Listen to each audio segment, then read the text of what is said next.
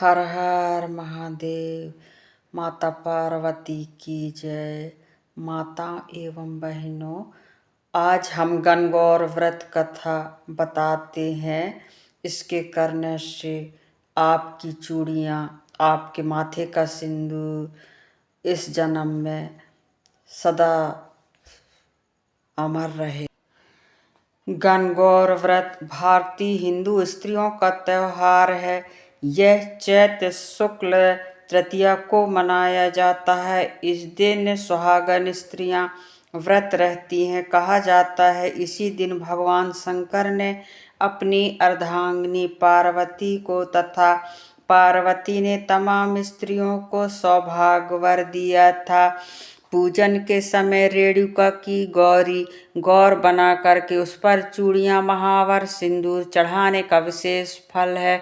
चंदन, अक्षत, धूप, दीप नैवेद्य से पूजन करने, सुहाग सामग्री चढ़ाने तथा भोग लगाने का नियम है।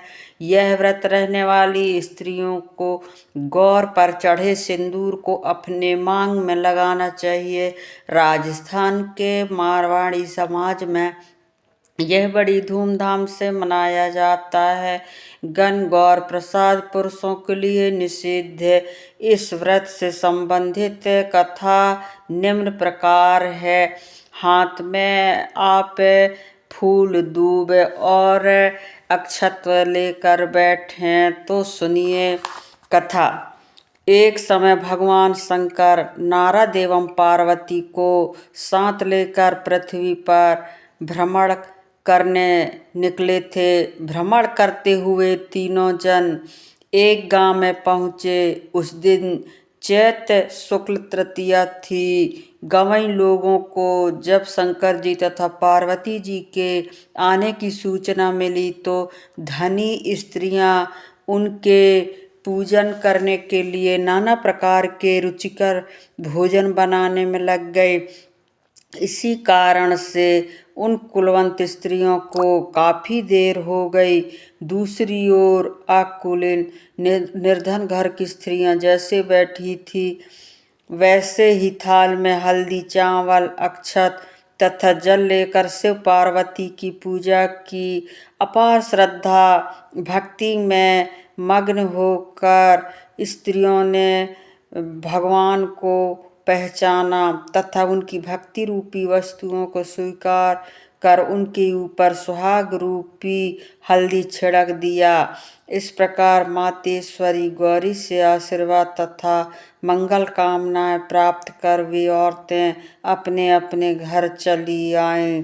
तत्पश्चात कुलवंत स्त्रियां 16 श्रृंगार, 56 प्रकार के व्यंजन सोने चांदी के थाल में सजा कर आई। तब भगवान शंकर ने शंका व्यक्त करते हुए कहा, पार्वती जी, तुमने तमाम सुहाग प्रसाद तो साधारण स्त्रियों को बांट दिया, अब इन्हें क्या दोगी? पार्वती जी ने कहा, आप इसकी चिंता छोड़ दें प्रभु। उन्हें केवल ऊपरी पदार्थों से निर्मित रस दिया गया है, इसलिए उनका सुहाग धोती से रहेगा। परंतु इन लोगों को मैं अपना उंगली चीर कर रक्त सुहाग रस दूंगी, जो मेरे समान ही सौभाग्यशालिनी बन जाएंगी। अस्तु, जब कुलीन स्त्रियां शिव पार्वती का पूजन कर चुकी तो देवी पार्वती ने अपनी उंगली चीरकर उसके रक्त को उनके ऊपर छिड़क दिया और कहा, तुम लोग वस्त्र भरणों का परित्याग कर माया मोह से रहित हो तथा तन मन धन से पति सेवा करना, अखंड सौभाग्य की प्राप्ति होगी। भवानी का यह आशीर्वाद सुनकर प्रणाम करके कुलीन स्त्रियां भी अपने अपने घर लौट आईं तथा पति परायण बन गई। छिड़का खून जिसके ऊपर जैसा पड़ा था उसने वैसा ही सौभाग्य प्राप्त किया। इसके पश्चात पार्वती जी ने पति की आज्ञा से नदी में जाकर स्नान किया, बालू का महादेव बनाकर पूजन किया, भोग लगाया तथा पद दक्षिणा करके बालू के 2 कणों का प्रसाद खाकर पार्वती ने मस्तक पर टीका लगाया। उसी समय उस पार्थिव लिंग से शिवजी प्रकट हुए तथा पार्वती को वरदान दिया, आज के दिन से जो स्त्री मेरा पूजन तथा तुम्हारा व्रत करेगी उसके पति चिरंजीवी रहेंगे तथा अंत में उन्हें मोक्ष मिलेगा। पार्थिव शिव यह वरदान देकर अंतर्ध्यान हो गए। तत्पश्चात पार्वती जी नदी तट से चलकर उस स्थान पर आई जहाँ पर पतिदेव तथा ऋषि प्रभा नारद को छोड़कर गई थी। अतएव शिव ने विलंब का कारण पूछा तो इस पर पार्वती ने उत्तर दिया, मेरे भाई नदी के किनारे मिल गए थे। उन्होंने मुझसे दूध भात खाने तथा ठहरने का आग्रह किया। इसी कारण से नाथ मुझे आने में देर लग गई। ऐसा सुनकर अंतर्यामी भगवान शंकर स्वयं दूध भात खाने के लिए चल दिए। पार्वती जी ने जब समझा कि ढोल का पोल खुल जाएगा तो अधीर होकर पति से प्रार्थना करने लगी।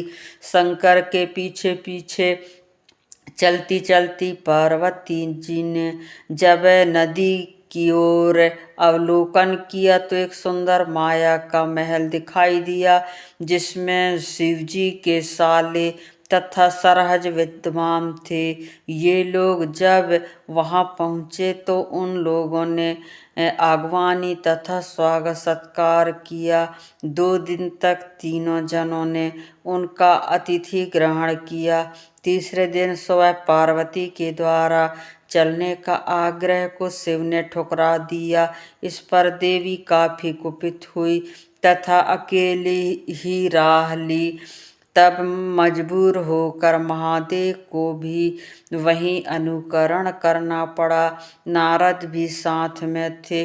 तीनों लोग चलते चलते काफी दूर निकल आए। सायंकाल होने पर शिवजी ने बहाना किया कि मैं तो तुम्हारे मायके में अपना माला ही भूल आया। इस पर पार्वती माला लाने को तैयार हुई किंतु शिव के आज्ञा से न जा सकी।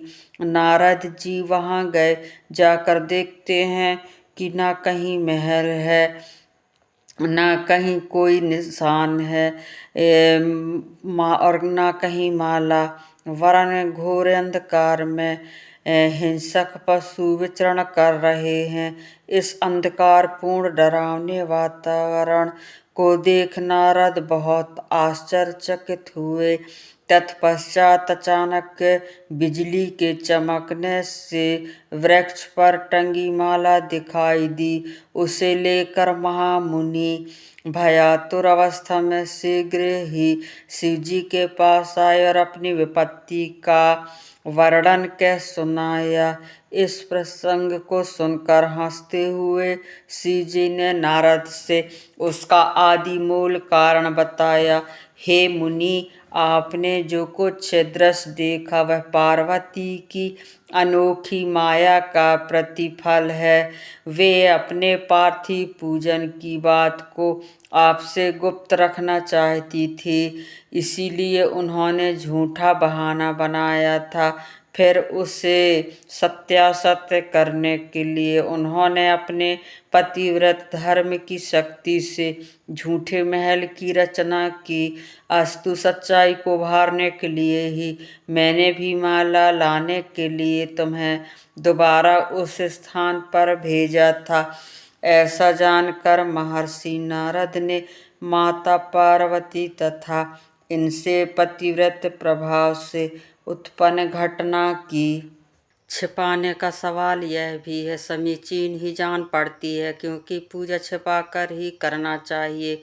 मेरा यह आर्षी वचन है, जो स्त्रियां इस दिन गुप्त रूप से पति का पूजन कार्य संपादित करेंगी, उन्हें आपकी महंती कृपा से समस्त मनोकामनाओं की पूर्ति होगी तथा उनके पति भी चिरंजीवी होंगे। यह कहकर नारद जी तो प्रणाम करके देवलोक चले गए और शिव पार्वती प्रसन्न मुद्रा में कैलाश की ओर चल पड़े। श्री सीता जी ने गिरजा पार्वती की पूजा करके ही मनोवांछित वर प्राप्त किया था, जैसा कि मानस में उल्लेख आया है।